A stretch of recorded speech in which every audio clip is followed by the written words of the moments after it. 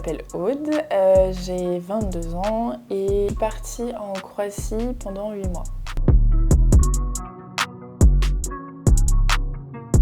J'étais étudiante en psychologie pendant 3 ans, donc j'ai fini ma licence. Et après ma licence, je voulais un peu me couper de la théorie, puisque la licence est très théorique et j'en avais un peu marre.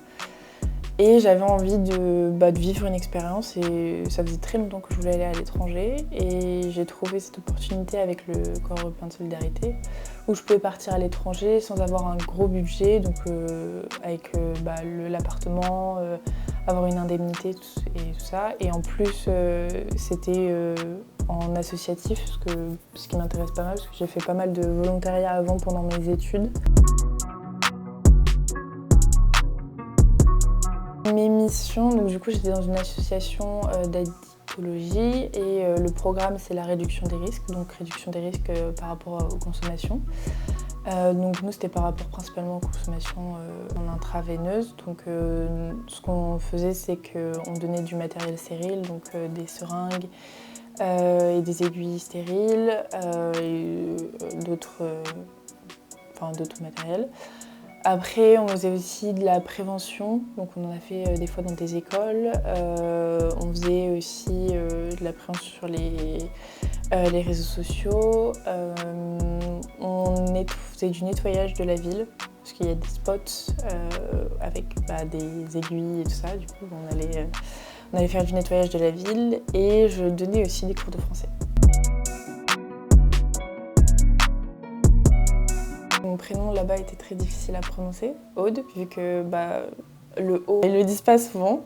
Et du coup, je me faisais un peu appeler. À la fin, je me suis habituée, Oudé ou des trucs comme ça. Et ils m'appelaient aussi Oudes, ce qui veut dire accident de voiture en croate. Du coup, pendant un petit moment, je me suis fait appeler accident de voiture en croate. Voilà.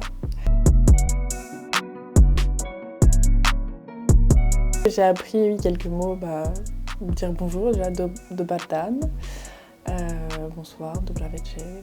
Après, mon level en croate n'est pas exceptionnel. J'ai un peu appris, mais je parlais beaucoup plus anglais que croate.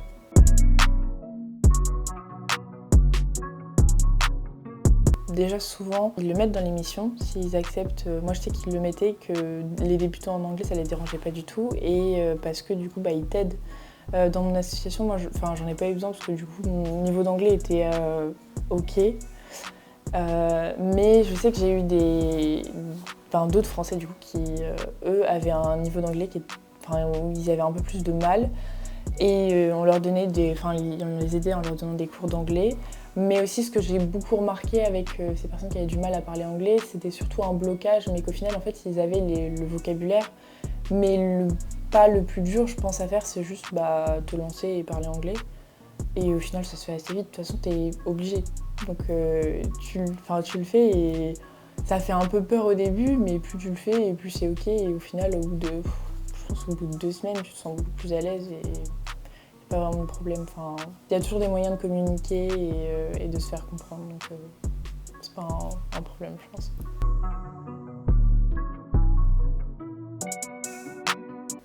Oui, ça fait forcément grandir parce que tu vis une expérience quand même où tu es dans un autre pays, tu parles pas la langue et du coup ça aide à prendre confiance en soi parce que des fois je trouve que c'est important de prendre un peu du recul sur l'expérience que tu te fais et de te dire je suis quand même à l'étranger, je suis quand même partie, même si t'es pas toute seule parce que t'es quand même encadrée, mais c'est quand même t'es quand même un peu seule au début parce que tu connais pas de personne, tu connais personne, tu connais pas la langue.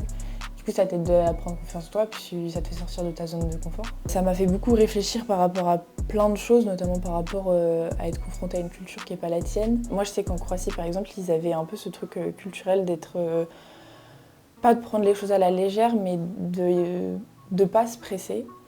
Et je trouve qu'en France, on n'est pas à l'opposé, mais on a tout de suite un peu tendance à se presser, à presser les choses et à pas vraiment se dire ok là par exemple j'ai 22 ans, à se dire t'as 22 ans, t'es dans la vingtaine, c'est bon, tranquille, genre respire. Là-bas ils avaient pas mal ce truc là et Et c'est un truc que j'ai envie de ramener, même si c'est pas forcément notre culture, c'est un truc que j'essaye en tout cas de garder de là-bas.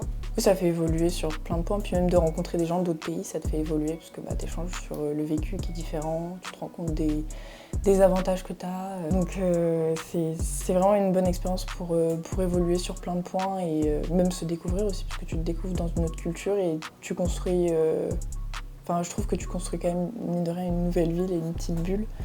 Et tu te découvres aussi sur certaines choses que tu n'aurais pas forcément rencontrées si tu étais resté en France.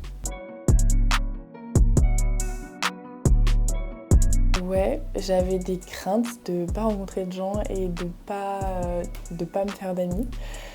Parce que c'est pas forcément quelque chose auquel je suis plus à l'aise d'aller vers les gens. Et au final, j'ai rencontré plein de gens et très vite. Des choses que j'aurais pas fait en France parce que je suis un peu dans ma zone de confort, là je le faisais sans que ça soit si difficile. Pas avoir peur de la barrière de la langue, parce que je sais que c'est vraiment quelque chose qui fait peur de se dire je suis dans un pays, je connais pas la langue, je connais personne. Mais en France, même si on n'a pas non plus le meilleur niveau d'anglais, les gens ils comprennent et puis même souvent les gens qui sont autour de toi, c'est pas leur langue maternelle non plus l'anglais. Du coup ils vont pas forcément te juger sur ton niveau d'anglais non plus parce que ils sont pas anglais, à part si tu pars en Irlande ou au Royaume-Uni, mais sinon ils sont pas anglais, donc vous êtes tous les deux sur une langue qui n'est pas votre langue maternelle.